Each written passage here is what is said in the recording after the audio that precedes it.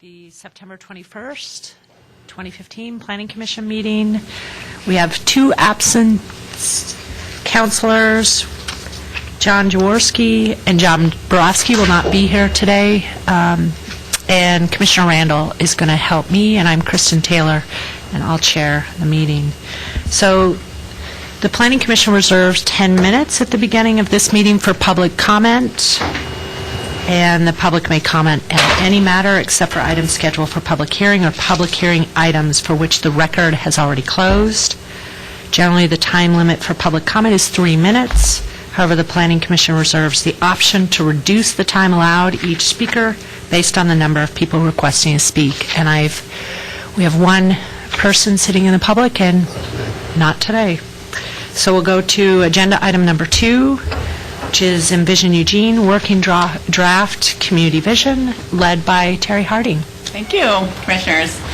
I'm going to give you a short presentation about the community vision, which, as you know, is the first component of the Envision Eugene plan that we're working on fast and furiously.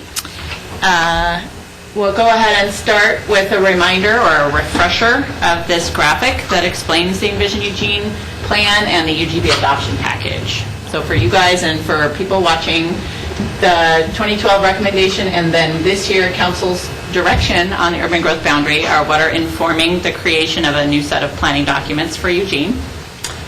In the regulatory column, we have the urban growth boundary and comprehensive plan, which goes through a formal adoption process requiring public hearings at both the Eugene Planning Commission and Lane County Planning Commission, and ultimately a decision by the Eugene City Council and Lane County Board of Commissioners. Today's meeting is about a non-regulatory document, so it's in the next column here, labeled non-regulatory. Community Vision, Urban Form Plan, and Action Plan are the documents that round out the whole story for carrying through the community process that we started with Envision Eugene. The community vision is broken up into a couple of parts. Eugene today, Eugene tomorrow, and the 7 pillars.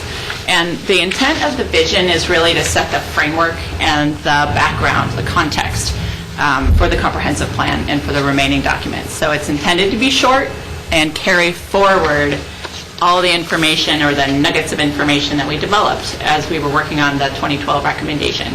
So you'll see a lot of the same language, a description of the process, and a description of where we are today. So the reason I included this figure in the slide is that this is the analysis the City of Eugene did for 20-minute neighborhoods, and it highlights areas in the city that have really good access by foot and by bike to neighborhood services, parks, schools, and different residential opportunities. And it highlights areas where we still have a lot of work to do. So this is one of the key themes that came out of the Envision Eugene visioning process, was to develop a city of 20-minute neighborhoods where everybody had really good access to these services. So this map can be updated, but this is what the analysis looked like in 2011, and it gives us a snapshot of places in the community that are doing well on that scale and places that we can improve. In the Eugene Tomorrow section, we start with the vision map. So this map shows the places that we're proposing to expand the urban growth boundary, but it also shows the key strategy of key corridors and core commercial areas and the arrangement of those different land uses within the city. So I think you're probably familiar with this map at this point in time, but it's kind of the key graphic for Eugene Tomorrow.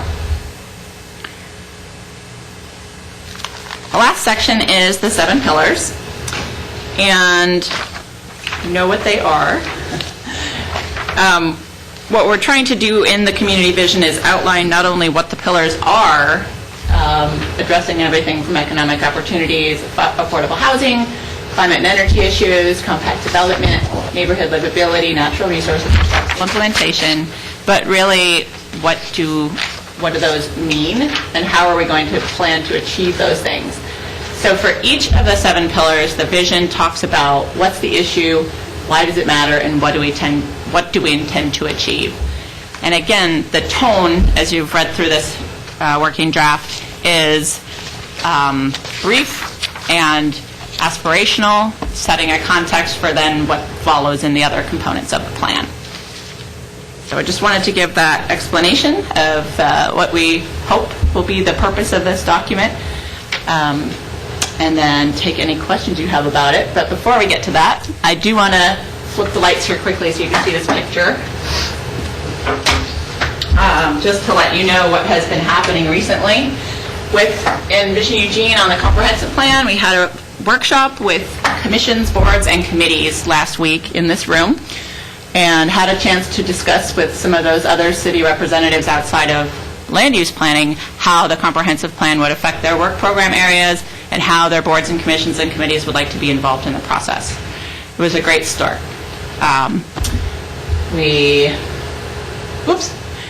had some small table discussions, went over what is the comprehensive plan, what's a goal, what's a policy, and asked for their comments on whether they saw any gaps in the goals that have been drafted, and any comments really that these groups or people that they could forward the information to have are more than welcome, in fact critical, in helping inform this first preliminary draft that staff is working on.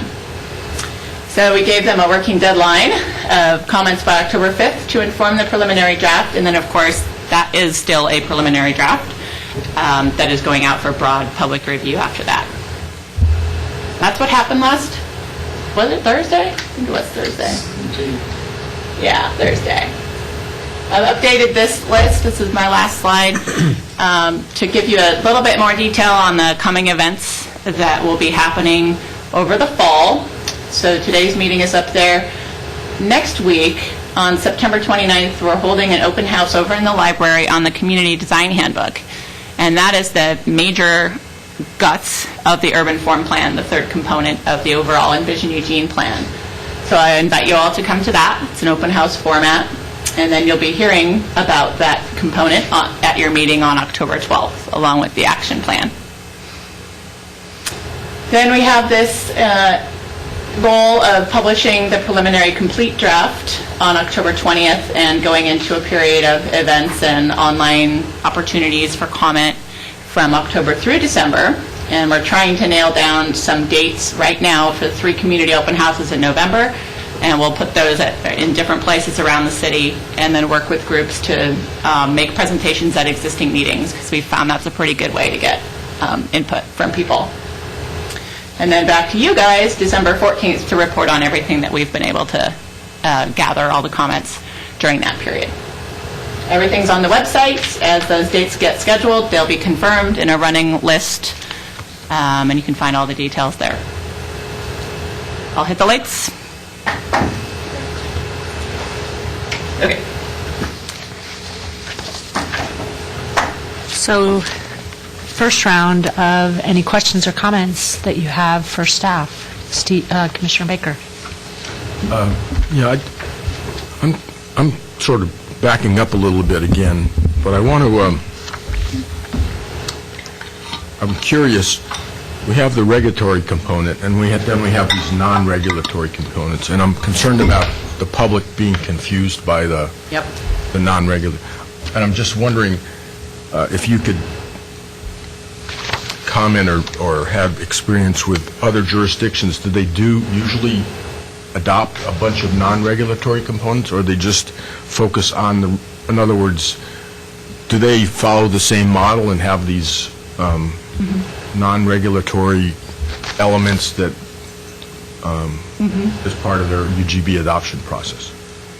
Honestly, I think we're a little unique in that we're trying to inform the conversation around the regulatory piece by, filling out the story with the other pieces. The example I'm most familiar with is Portland, and they have a strategy where they have kind of different public processes for each of their documents. They have a comprehensive plan. They have the Portland plan, which is more of a strategic document. But I think you're absolutely right that clarity is pretty important, and we're continuing to work on the best language to use and the best way to direct the public's comments. So, for example, we have a website under development right now that will have different pages for the different components and be very clear about where your comments are going and how they'll be incorporated into those different documents. But I welcome any suggestions you have about that. Well, my main concern is confusion, not so much, there's a certain period of time as this component is developed, but once it's adopted, the confusion would be the public looking at these documents and being confused by, there was one place, for example, I have a bunch of specific notes about other issues that are not related to larger scope, but there's one place where, as an example, there's like one sentence that talks about, I'm sorry, I should have put a sticky on it. Yeah, the very beginning of the vision talks about how to use this plan and explains all the 4 components. Well, I'll find it, because it's not that, I have them all marked here. Okay, while you're looking, I'll just... But it's the one place where it says, this does not affect land use, specific land use. There's one sentence Yep. in the text at the end of a paragraph that it says it doesn't... Is it this one on page 13 of the agenda? Yeah, because I haven't marked, and I'm sure if I could just find that marked, then yeah. So, Commissioner Baker, while you're looking for that, Terry, did you want to add?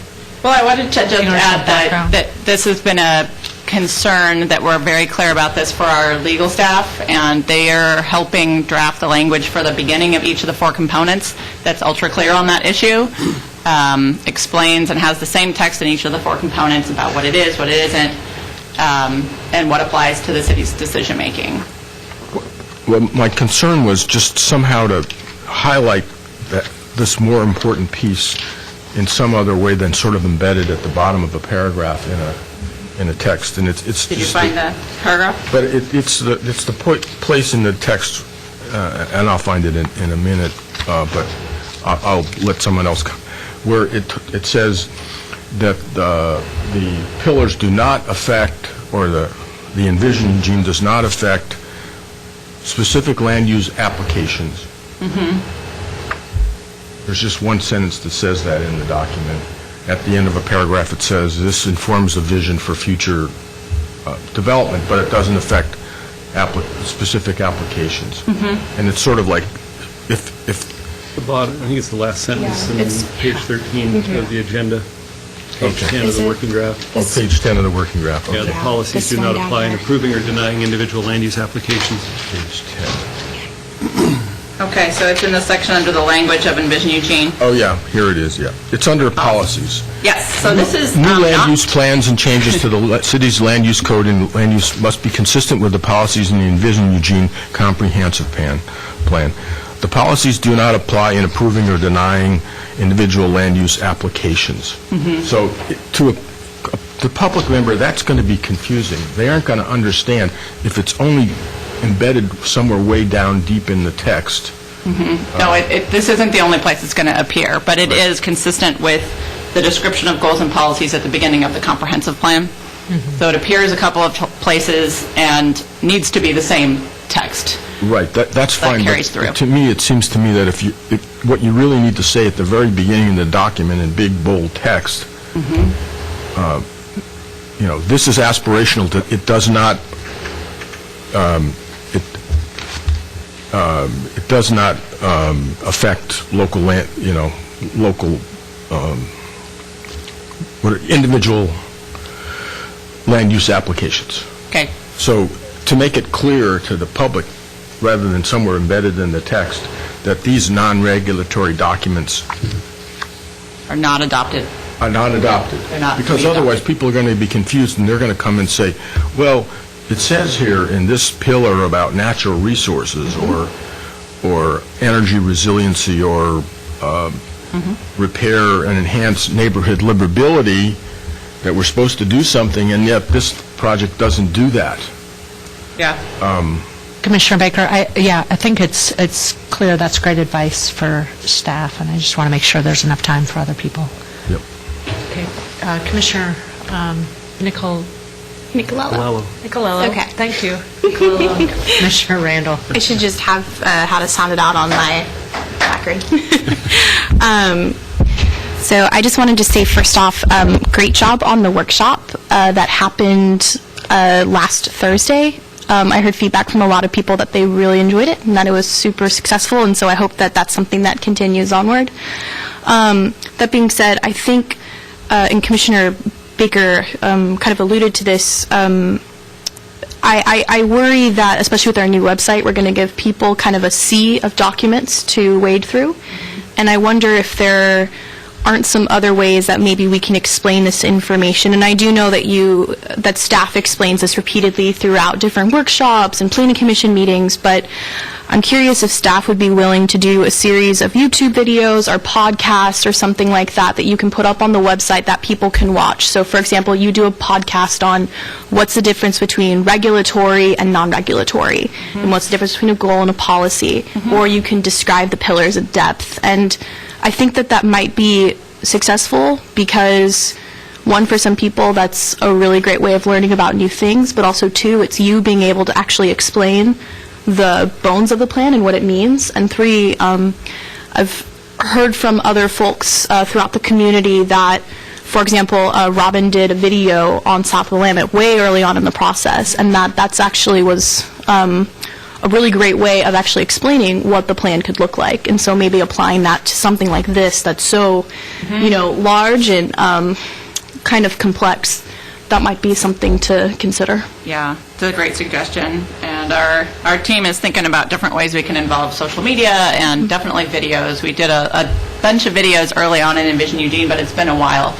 And the plan has progressed a lot since that point, so it's probably time. One of the reasons I suggest podcasts, too, is because they're really easy to do, and they're a lot less time-intensive than videos. Okay, will you teach me how to do them? I can absolutely do so.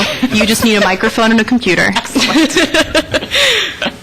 That's good. Or Heather or somebody else from the... Yeah, and you can embed things like that in your website, too, so people don't have to click on a link. You can have all of that embedded directly on your website, so everything's right there and present for your folks who are using it.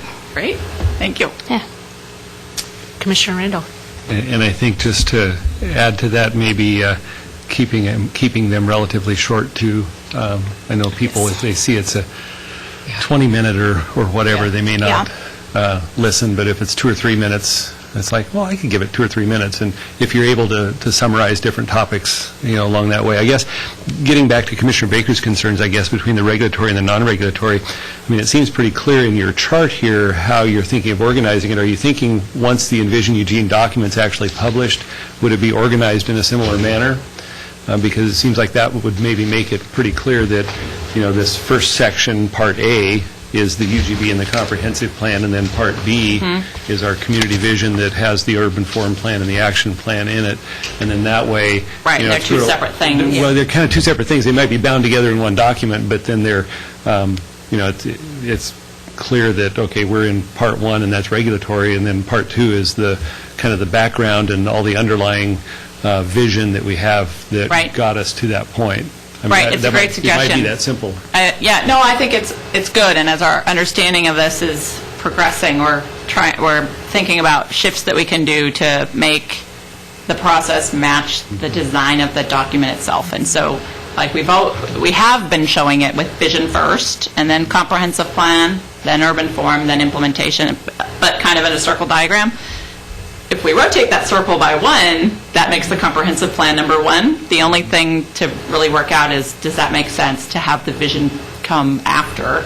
And I can get there, whatever makes the most sense, So we've heard that from a couple of different folks, that would make it more clear that the regulatory document is front and center. It's what the council is going to be adopting. It's what the county is going to be adopting. And here's all our other stuff that's going to make this, work through our work planning and our visionary documents. So, I think that is the challenge in putting together a document like this, is to how to organize it, that it gets the information across in the clearest way. Right. And however that progresses. Okay, great. Thank you. Commissioner Mills, did you want in this first round? I'm sure if I...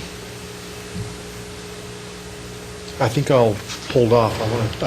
I'm still trying to decide how much I'm going to say. 'Cause Okay. I'm going to sound cranky, and I don't mean to. It's all right, it's fine. I have myself in the queue as well. I just have two comments. One, I'm not sure if you meant this word. I didn't have enough time to look it up, or if it's a typo. Page 8 on the PC agenda, it's the very first sentence, resulted in treed neighborhoods. Yeah, I'd circled that as well. So that's just a typo, but I just thought I'd I actually hang on. was going to suggest some wording that I had proposed for that. Yeah, hold on, please. And the next thing, did you catch that? Sorry, Terry, did you I'll find find it, but it's page 5 of the actual document. It's in attachment B. Yeah. It's the same page that the heat map's on Yeah. the very top. Oh, okay. Treed neighborhoods. Leafy, maybe? Yeah, I was going to look it up. I thought, well, maybe it is intentional. I read it intentionally, but, You did. yeah. Yeah. The other, it's more of a, and I see where the list of the 7 pillars is listed in bullet points on page 12 of the PC agenda. And I just wanted to, because this document might be used more in terms of sections as a reference, I was wondering if page 14 of the PC agenda or 11 of the document, in the 7 pillars, that it might, the outline of all of them be at the top of the page. Yep. And that was just a suggestion, because I do skip around how I use it in sections. Yeah. So those are the only two comments I have. Great. And again, in the spirit of working drafts, a lot Yeah. of the data is still being updated. This document has not been laid out yet, and so a lot of the graphic design stuff is yet to come, and we'll take feedback on that too once it's ready to go. It's exciting. I am excited about this direction. Great. So thank you for all the work that you've done. I mean, it's obvious that you put the work in. And Commissioner Mills. Yeah, I guess I'll go ahead, Terry, and get this off my chest. We can go on a more pleasant topic. First, I'd like to direct people's attention to PC Agenda page 10 and the real average annual wages and the near, I'll say, catastrophic comparison of us to the rest of Oregon. Yes. And then keeping that in mind, and also making an additional statement that from where I come from, the side of the world, Eugene is not historically seen as a welcoming place or a good place to do business. I mean, that's the preconceived notion of many, many people. And so then when I go to the 7 pillars, and give me a moment to find the correct 7 pillars, on PC Agenda page 15, I'm reading a lot of exclusionary language here, a lot of testing language for potential people that might look at this to decide whether they want to try to come here to do business. To me, this is trouble. And I would include the sentence beginning with, efforts will focus on the needs of key industries. I would strike that sentence before I'd leave it as it is. To me, it's just trouble. Okay, thanks for that feedback. Also reminding me that we should run this language by our partners, like the group that was assembled last week for the comprehensive plan is a pretty diverse group, and there were several comments made to that point about the language in our plan and just being more inclusive and supportive was the word, supportive of business. I'd also ask or consider that if you're going to use the term manufacturing, strike advanced off of it. I don't understand what that means. And I've never heard a good explanation of it at all. Right. Thank you, Terry. You're welcome. Other than that, very good job. Sorry for my crankiness here. Try to get back on the positive beam here better. Thank you. It's a good comment. I appreciate it.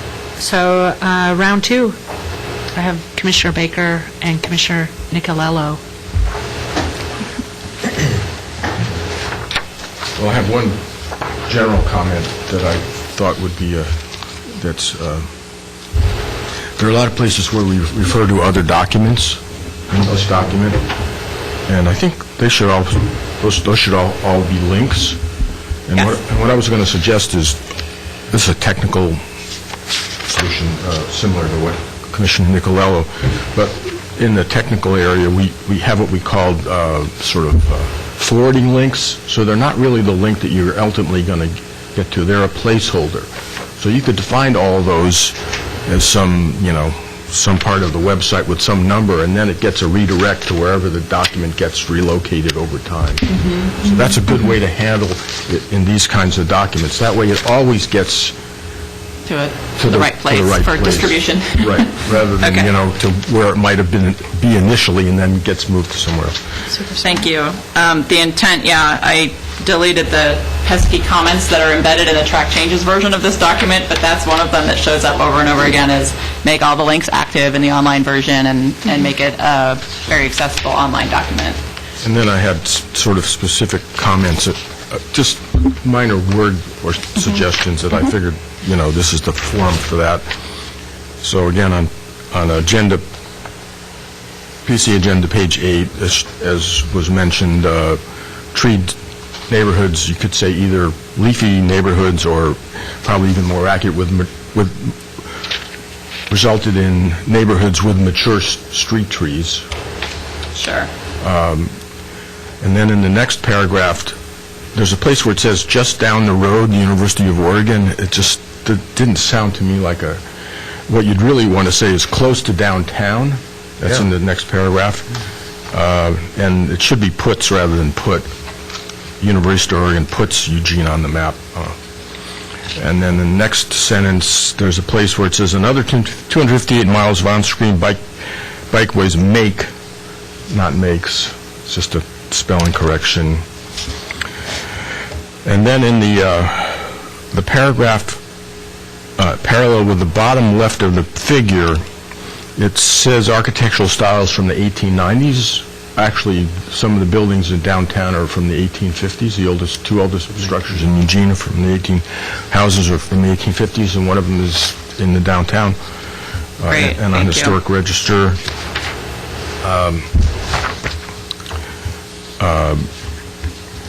On the next page, and I'll stop whenever you want me to. Yeah, you've got probably one more minute. Yeah, and then I'll come back in another round. The next page, the second paragraph, where it says approximately 0.9%, I mean, if you're going to say approximately, you should just say approximately 1%, or you just say 0.9%. In other words, Sure. 0.9 is kind of a weird number, it seems to me.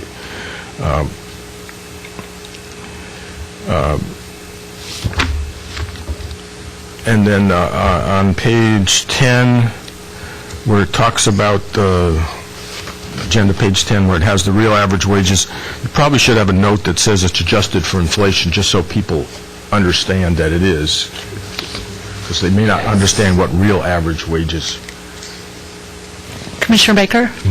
Thank you. Okay. So wait, and I'm thinking actually with this level of kind of suggestions, I think it might be more effective because of the stage that the draft is in, for you to go ahead and follow through with staff on these particular items.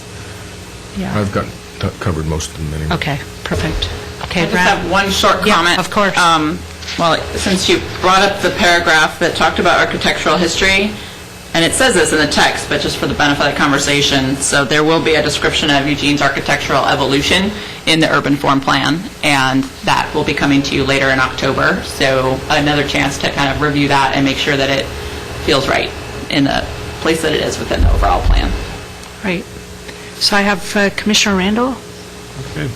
On PC Agenda, page 18, document page 15, where it's climate change and energy uncertainty, in that what's the issue in the second paragraph, second sentence, it starts that this affects not only the price at the gas pump, but also increases. And I think when I first read that, I was thinking you were just talking about gasoline prices. And so I think maybe reworking that wording a little bit better to make it clear that you don't mean just gasoline prices, that it's energy cost related to, natural gas, electricity, and those sorts of things. That Okay, I'm on the right page, but can you point me to the paragraph again? second paragraph under what's the issue, the paragraph starts in addition to the challenges. Okay, got it. It's that second sentence.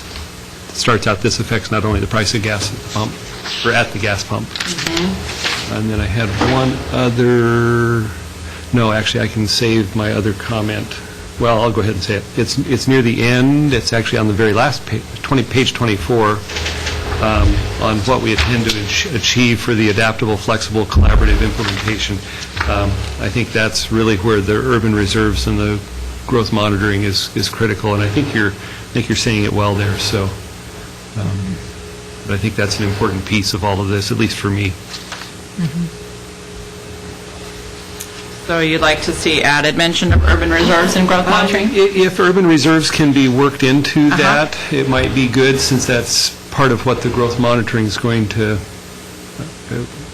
I guess, maybe lead to. Yep. Thanks. Commissioner Mills? Yeah, Terry, referring to PC Agenda page 22, last paragraph, this is protect, repair, and enhance neighborhood livability, and this is under what do we intend to achieve. Second sentence, neighborhood residents will have a more collaborative role in the development process without creating tools that arbitrarily prevent development. I guess I'm not sure I understand that sentence. I'd like to awkward. understand what that means. If I put on my defensive neighborhood organization hat, you say, you don't like my refinement plan. So I'm just wondering what's meant here and what the intent is. The wording sets off some alarm bells for me, and I think it will for others as it's written. Sure. Maybe we can reword to be a little bit more positive and constructive. Yeah. That's a good idea. Okay, round 3, Commissioner Nicolello. So my question's a bit more of a macro level one, but I guess my question is largely about just more feedback, and are you looking for different feedback depending on if it's regulatory or non-regulatory? And then how, I guess also too, I'm curious, how does the public stay involved across various drafts, and how should their feedback change across each draft? Because I know that we're looking at a very preliminary draft right now, but what kind of feedback are you looking for, and how should that feedback change depending on how the plan evolves? Right? That's a great question. Really good question. Yeah. And I'll do my best to answer it, but I think it's something that deserves careful thought as we move forward. So consider this a beginning answer. Yeah, of course. So right now we're in this phase of working drafts where the feedback is really input informing the release of a preliminary draft of all the documents. So it's pretty open. Okay. As we move into publication of the preliminary draft, one of the things, as you've all said already, that we have to be very clear about is that some of these documents, the comprehensive plan, will become part of a formal adoption process, and that will become, those comments will be part of the formal record. And so we'll make that clear. This document will end up a regulatory document. There's a formal process for making those comments, and here's how we anticipate incorporating comments and getting that back to the people who made them. So I think that's really important. The non-regulatory documents have a less restrictive process for incorporating feedback, and I sort of think of them as, well, the vision is a vision, but the other two are working documents that guide, that help people who are either going through the development process or interested in seeing a project actually happen. So in the action plan, it'll function more like a work plan. And when we have the meeting about the action plan, we'll have a way more complete answer to this question, because I think it'll be interesting for you to talk about the action plan sort of as a work plan, and how often is it updated, how does it get shared with council, that kind of thing. So yeah, I think that's how I can answer for now, but a very good topic for future conversation. Yeah, definitely. Thank you. So, round 3, any other Commissioner Baker? Well, I'll just circle back around, and I think the image of a pie with the 4 pieces is not really a good one. I think the image more on page 3 with the 2 columns, so there's the 3-piece part and the 1-piece part, and maybe plus together they become the Envision Eugene would be more accurate, or less confusing, I should say. I'm just trying to make certain that down the road, the public, when they look at this quote plan, are not confused by what controls development and what is clearly aspirational or urban form action plans. Yep. Are there any others? So, okay. Terry, did you have any closing comments for this section? I don't. I guess the one follow-up item is I'll be scheduling another subcommittee meeting before the next draft is published, and so that'll be something to look forward to for the people on the subcommittee. In addition to that, I think we're scheduled on non-Envision Eugene items, the next 2 Planning Commission meetings. They're both on Oakley. And then the next time we meet will be on the Urban Form Plan and Action Plan, so we can continue and loop back on some of the questions you had today. Perfect. That makes sense? Yeah. Okay. So we have one person from the public, Ed McMahon with Home Builders Association. I just wanted to give you an opportunity, as we had discussed the last meeting, for any kind of question or input that you have. Not appropriate for these agenda items. I'll ask Terry after the meeting, but thank you so much for the opportunity. Yeah. Great. So we will move to agenda item number 3, and that's out of other items for staff, other items for the commission, and then to end it with how are we doing? Just an opportunity to revisit that. I guess the only other item from staff would be the Planning Commission retreat poll went out, so hopefully you've all filled that out, and Amy can zero in on a date here pretty soon, the 3rd week of November, for that. Perfect. But nothing else from staff. Okay. Anything else from the commission? Is everybody planning, are all commissioners that are present here today planning to be at the next Planning Commission meetings? No, I already indicated that I won't be here, For the next 2? To the Oakley. Okay. unless something changes, but one for sure, because I'll be, Pardon me? one for sure I won't be here, because I'll... Which is the one for sure? I think it's the second Monday, Okay. 3,000 miles away. Okay, that's for sure.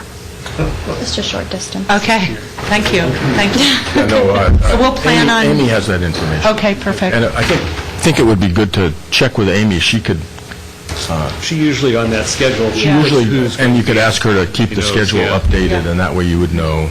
Normally, I wouldn't, just because of the upcoming meetings and the subject matter, I just wanted to, Well, you want to make certain that there's still a quorum. Quorum, yeah. Right. Yeah, For I both think of we those have that meetings. information. perfect. Okay. So, we just went through items potentially from staff, and we have a new staff member, Steve Needstrom, just walked, okay? Nothing? Okay. So, in closing, do we want to address how we are doing? Any comments, concerns? Commissioner Mills? One comment, and that is just an observation. The last couple of meetings have run short. And so I'm wondering, and this is fairly unusual. It's far more common to have meetings go long than go short, and I feel like maybe are we missing an opportunity to get some work done? And we just, as can be the case, don't have the staff support to make it happen, which I understand. You guys got a lot of balls in the air. Or are we scheduling too many meetings? This seems to be an unusual, now we got two meetings in a row, and it just seems a little unusual, so I guess I'll throw that out there. That's a great point. Commissioner Baker? And I was going to add, too, although it may be that we could combine these items, even though the other item was ready a week earlier than this one, it might be that we could, when we know that we're going to have these items that don't require a lot of time, we could combine them and be able to eliminate a meeting for Absolutely. staff and for us, so. We try to do that for sure. One of the things with last week's meeting was I wanted to get you the comprehensive plan chapter updates before the workshop, and division wasn't ready. And so that was kind of a timing unusual circumstance. I know that for your next two meetings, we are anticipating a full discussion. That'll take the whole meeting. And then the next one on Envision Eugene, I think, will be similarly full with both the urban form plan and the action plan being presented. Perfect. Commissioner Randall? Well, and I think, too, it's probably hard for staff sometimes to know how much we're going to have input on something, and, it's probably real hard to predict where we're coming from sometimes. And so it may be that, these two items, we've just happened to not have a lot of comments, and something else we might have a lot of comments. And so that's, I'm sure, a challenge for you. Yeah, but I do welcome the feedback, because the thought did cross my mind on this one today. Okay. Should this just be a memo? Maybe we just, don't do a presentation, don't have a meeting, and I'm seeing the look on Jeff's face. I'm just saying, in a previous life, I had a position where people would not trust me. So I said, I understand you don't trust me, but I will be predictable. So you'll be able to know what I'm going to say or do before I say it, and that's another way of gaining trust. And I guess I'm sitting here thinking, I try to be pretty predictable in a lot of these things. So if you read this, you kind of know if I'm living up to my responsibility of saying what I believe. I pretty well know what I'm going to say before I say it, but I'll just leave it at that. Okay. Commissioner Baker? Yeah, I was just going to suggest, too, that I think for the non-regulatory components, I think the level of analysis or whatever comment is going to be less than for the regulatory components. So, and I think that you're going to find that even these other two that you might anticipate large amount of feedback won't be as extensive as it would be because those are considered more adjustable, that you can change over time, and there's just a different level of analysis that Absolutely. Needs to be presented. And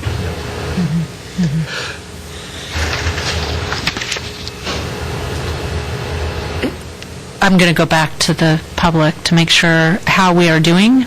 And McMahon, did you have any comments about how we're doing? I just really appreciate all of you putting so much time into the community. I think you're doing great. I do like the new setup. Perfect. Thank you for the feedback. That's good feedback. Staff's pretty far away. I guess I have one other thought about a short meeting and wanting to find the right balance between your time and being really accessible to the public, because these meetings are webcast and we're putting a lot of information out there for people to look at. And so just trying to find that right balance, I guess, is a consideration also. That's a good point. Yeah. It's a great point. Yeah. So if there aren't any other questions or comments, Steve, this is your last chance. I'm good. Okay. I'll just say, I think we all have the same goals in mind about these meetings, and believe me, we want to try to be efficient with your time as well, for our own selfish reasons. Right. And it's just, juggling a lot of different things that are coming up at kind of real time sometimes makes it difficult to make a perfect meeting agenda work every time. Sometimes it's good to get these items, where we can check the box and move on for the next item, even though it's not a perfect setup for having a full meeting's worth in front of you. There's still some value in that, but we recognize that Great. need to be efficient. Perfect. So I will go ahead and adjourn today's Planning Commission meeting. Thank you.